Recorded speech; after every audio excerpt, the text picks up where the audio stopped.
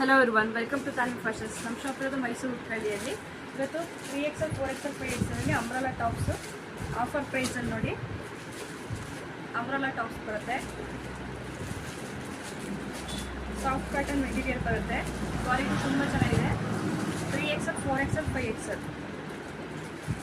ಯಾವುದಾದ್ರೂ ಎರಡು ತಗೊಳ್ಳಿ 1000 ರುಪೀಸು.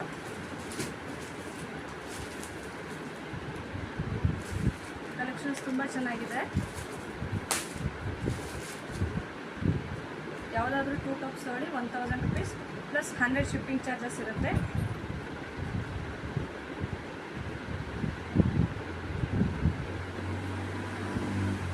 ಅಂಬ್ರೆಲಾ ಟಾಪ್ ಬರುತ್ತೆ ಇದು.